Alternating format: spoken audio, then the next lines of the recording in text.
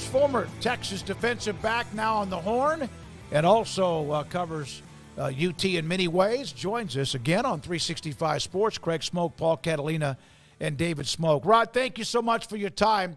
I saw the note from Brent Venables about how that Texas has no weaknesses on paper or on film. Is he playing mind games, or maybe he's right? Maybe he's right. Early on, so far, he's right. Now, the truth is, the offense is a high-powered offense. So I'm going to be nitpicky here. I'll say Texas doesn't have a dominant running game. They've had a lot of injuries at running back. They lost C.J. Baxter for the year. Every running back actually has been nicked up, either left a game early because of an injury or missed a game because of an injury. So they got a lot of injuries at the running back position. So if I'm going to say anything, they don't have a dominant running game. But if the offensive line ends up being as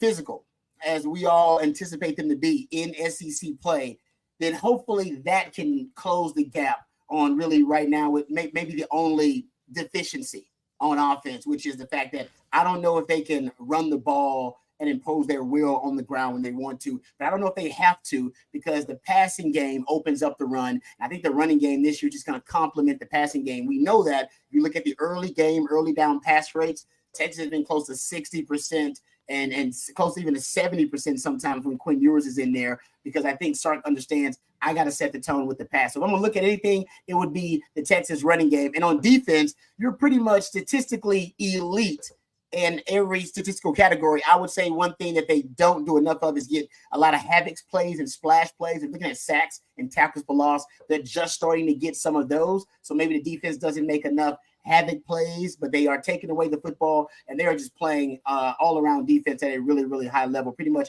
a top 10 unit in every major statistical category. So not a lot of weaknesses on this group.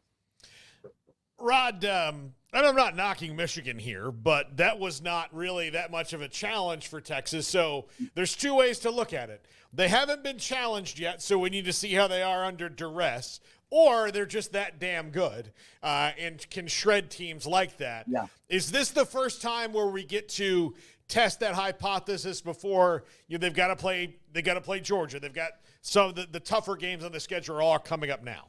I totally agree with you. And that's the offense, I will say, for Texas has been tested. I do believe that Michigan defense is legit. They're going to have three guys from that defense drafted in the first and the second rounds. Wink Martindale is one of the best defensive minds, NFL or college. So I think that was a proper test, especially on the road as well. But if you're talking about the Texas defense, I don't think the Texas defense has been tested yet. The truth is, guys, I'm not sure how much they'll be tested all season long. You go look at even this game, right, coming up against Oklahoma. Oklahoma right now is going through an offensive identity crisis. I'll give you guys a stat. They have 8 plays, all right? 8 pass plays of 20-plus yards this year. That's the Oklahoma offense. 8 pass plays of 20-plus yards. There are 6 teams in college football with fewer pass plays of 20-plus yards, and the Longhorns have played 2 of them, Michigan and ULM. So to your point about them not necessarily being tested, they haven't been tested. But I don't know how many prolific, elite offenses they're going to face so far on the schedule. I think Georgia's the one offense. You got an elite quarterback, and they got elite personnel. But I don't know how prolific they've been this year either. So the truth is, this Texas defense, even though, yes, they performed, and I think they've passed every test so far, a lot of them have been open book tests, if you know what I mean. I don't know if they've had the midterm just yet, and I don't think Oklahoma is going to be able to be formidable enough on offense, potent enough on offense to really test the Texas defense. Truth is, they're triple digits, guys, in almost every major offensive category. Triple digits. We haven't seen an Oklahoma offense this, deficient and subpar in some time. Rod, when it comes to the quarterback position for Texas, obviously it's been the Arch Manning show. I'd love your thoughts on, I'm sure you've talked quite a bit about that the last few weeks, but Quinn looks like he's going to be back on track. Just what are your thoughts on a very healthy room and kind of the dynamic now that we've seen a little bit of both? Yeah, it makes me smile. I'm giddy, like Longhorn fans are. When they think about this quarterback room, it's crazy, right?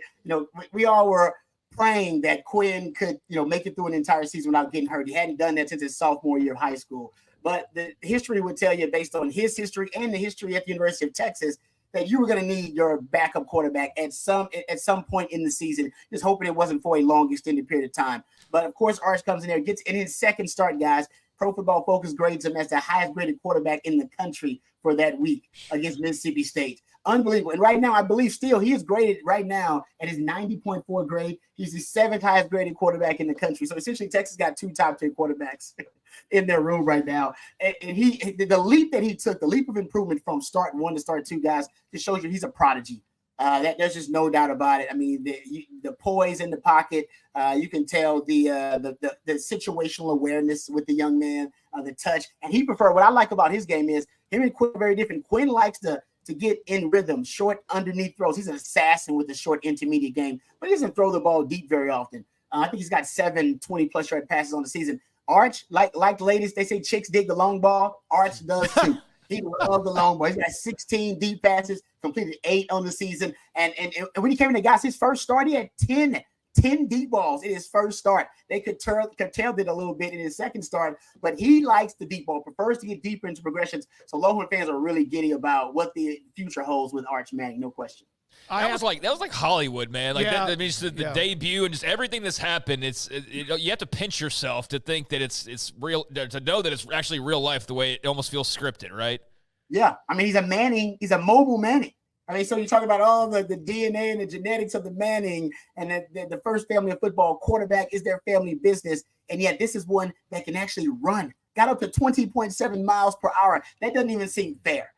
So you may be looking at potentially the most athletic of the Mannings. I mean, he's kind of a throwback, by the way, a throwback to Archie, because some people keep telling me, hey, Archie was really athletic like that, but Archie was before my time. So maybe one of the more athletic, mobile Mannings of that group. And I'm with you. I think Longhorn fans are really lucky. This is all about Sark, guys. Sark, you know, Texas fans have experienced quarterback hell before, right? They were in quarterback hell and quarterback purgatory, but Sark has stockpiled that room with a ton of talent. I mean, look, you got guys across the country now starting for other programs like Malik Murphy, like Hudson Card, who are in this program. And now he's developing a reputation where quarterbacks want to stay and help Sark stabilize the quarterback position. Malik Murphy, he could have left a year earlier, but decided he wanted to stay and learn from Sark, and he wanted to compete in the best quarterback room in the country. And Arch Manning decided, no, I want to stay and wait my turn here at Texas, which even me, guys, I'm a Longhorn fan. Nobody expected that. We were all shocked by it when Quinn came back, and he still wanted to wait his turn. And then, you have, other guys that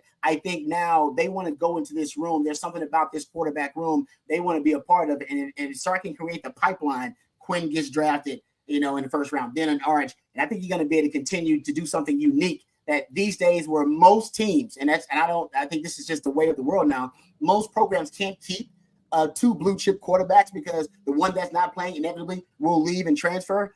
Texas can be one of the outliers and the exception to the rule where they can keep multiple blue chip quarterbacks, not only because NIL, they can afford to pay them, let's be honest, but also because they want to learn from Sark and they see the benefits of learning from him. Even if they don't end up starting at Texas like Malik Murphy and Hudson Card, they can go elsewhere and still take those lessons and take that Steve Sarkeesian stamp of approval, like what Lincoln Riley has, right? Everybody wants to be a Lincoln Riley coach quarterback, and Sark has a similar reputation to Lincoln in terms of his quarterback guru skills.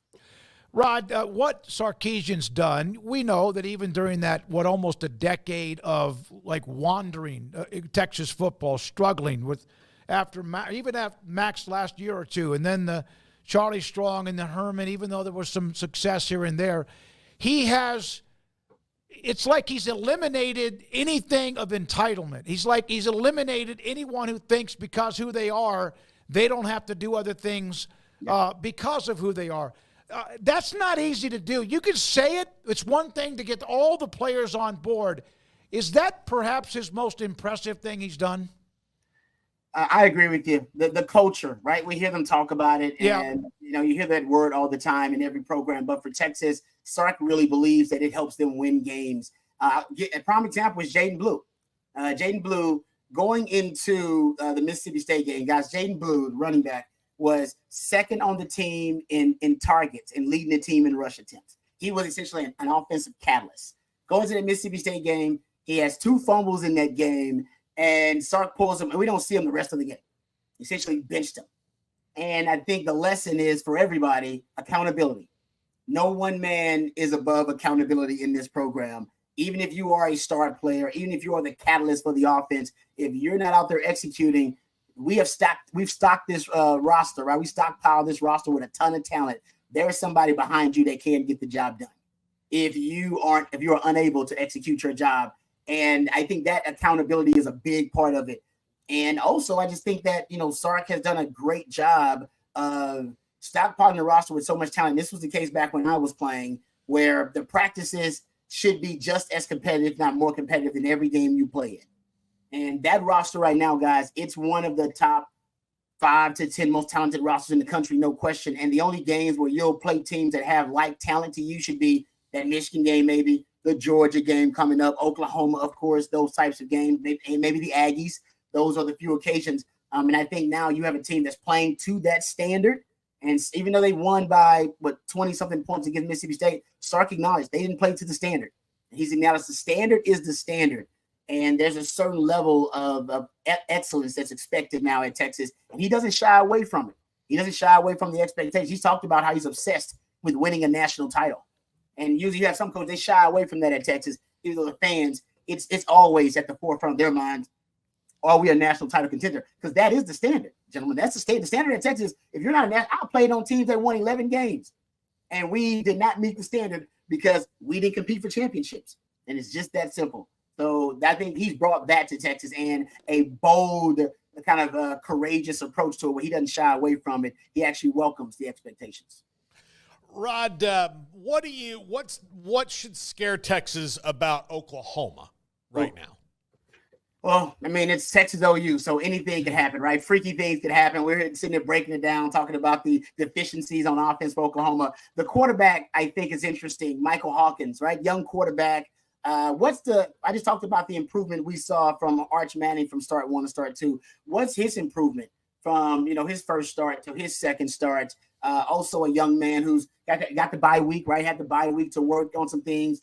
He's a dynamic player at the quarterback position. So who knows? He may be able to go out there and have the game of his life. Not enough film on Texas to really do a deep dive, thorough breakdown and scouting report of the young man. So that is that's an uncertainty. That's something that potentially could be a problem if he plays at a high level or takes a huge leap of improvement. I think something else that just concerns me overall is just the defense of Oklahoma, right?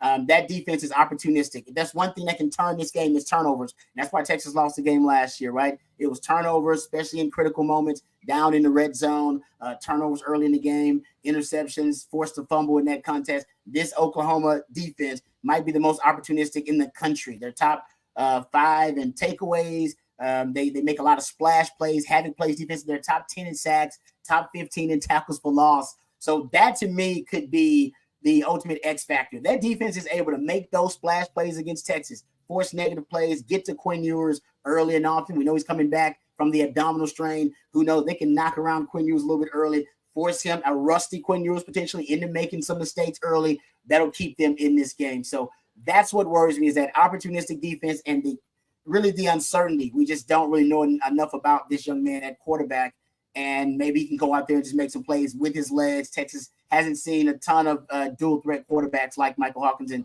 he's pretty dynamic. So those are the two things that probably worry me most. And something random, wild card. Casey Thompson is on this Oklahoma roster. He's like the third string quarterback. I was talking to a friend of mine about this, and we got into it, and I started working myself into a frenzy. I wonder how much information Casey Thompson can give to the Oklahoma coaches about the Sark offense. He started a Texas OU game for Texas, 2021. So, and he was known for being a film junkie, really immersing himself in the offense, knowing every little detail about the offense. And I wonder if him and Brent Venables sat down in the bye week and said, hey, can we talk about a few concepts that I know you're familiar with Texas, and some of the tendencies, some of the things that Sark likes, because you know that offense probably as well as anybody. And I wonder how much, information Casey gives. That's just a random wild card I thought about. Yeah.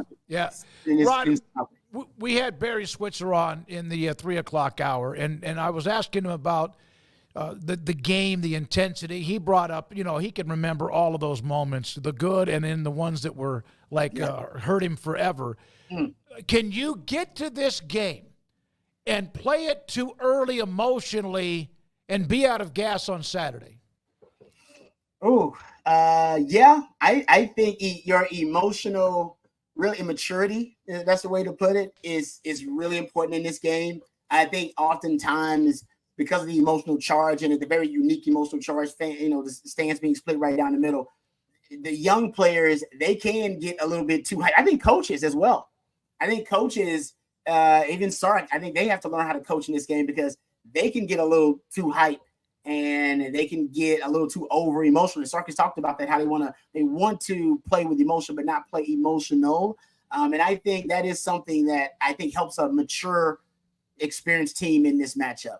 That they understand it's going to be an emotional high you're riding on initially. I remember it coming out of the tunnel. Texas always comes out on the OU side. You come out of the tunnel, OU fans screaming obscenities and expletives, making up cuss words to yell at you. All right, some of them throwing stuff, and you come out of all the boos and this against the Royal mentality, and then you slowly but surely the boos dissipate, and you start to hear the cheers, and you start to hear the crowd, and then you see a sea of orange, and then the joy of these are our people, this is our side.